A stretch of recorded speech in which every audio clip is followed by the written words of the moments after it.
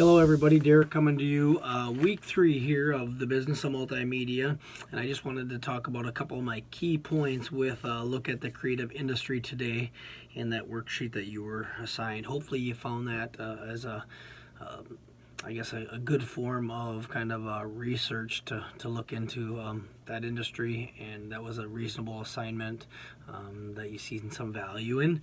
A couple things that I just wanted to highlight. I had you look at define what what multimedia is. Everybody did a good job with that. A couple things to remember with the makeup of our class. We have creative artists, and we have people that are more business leaders. So the creative artists typically are considered those right brain people, and they function more on imagination and insight and awareness. And oftentimes you get more of a business person, and they like to think more in terms of logic, or they're analytical, or they're numbers based, or maybe there's some reasoning behind that. That's what sometimes I see with conflict, because people are pushing to meet deadlines where other creative people are going, well, that's not correct yet. So, and we've seen a little conflict, and that's natural and that's normal, and it's what happens in the workplace. Expect to kind of understand that. The most effective and sought out graphic designers today, though, have an understanding of business. Super important there.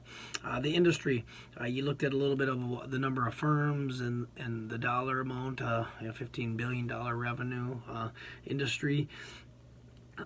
Those were all great facts. I don't care so much about the numbers, but here's a couple takeaways that I want you to understand, and the reason why I had you do this.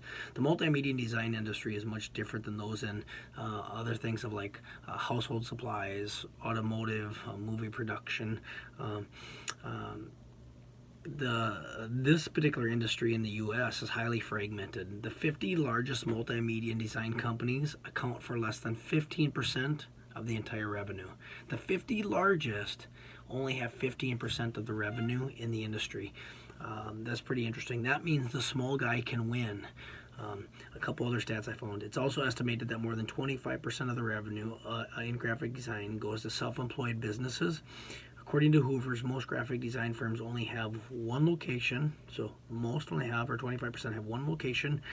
They have less than 4 employees, and they bring in around $500,000 or $500,000 in revenue, and that's 25% of the industry. So that's the that's the makeup of the industry. Small companies, how do they compete?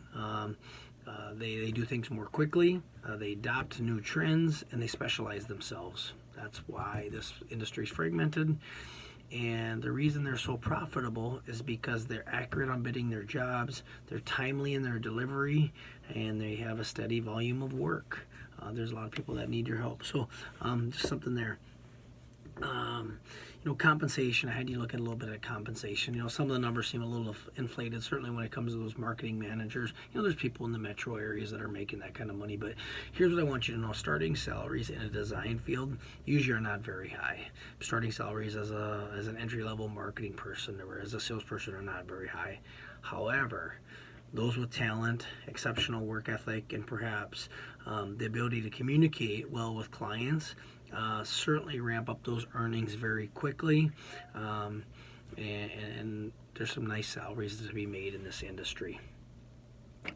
The last thing, who are the employers? Well, there's 4 typical ones. There's an in-house designer, there's the small firms, the large firms, and then the freelance. So wanting to start with the in-house just to make sure I'm real clear on what we're talking about.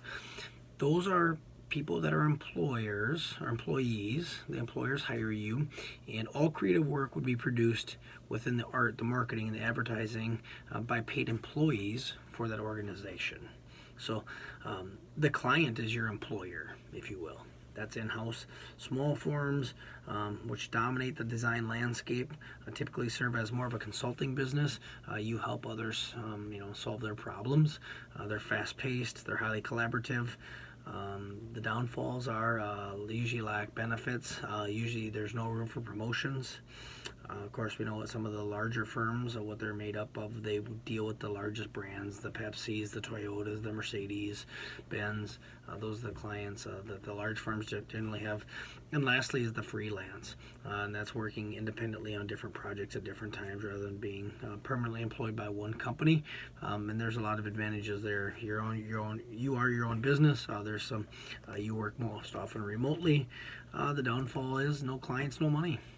So that's a little recap over the creative industry. If you do not have assignments done, get them in ASAP. All semester I'm not going to be accepting a bunch of late work because we're just behind on it. And I have a number of people right now with a few assignments that aren't in. Get that cleaned up right now this week.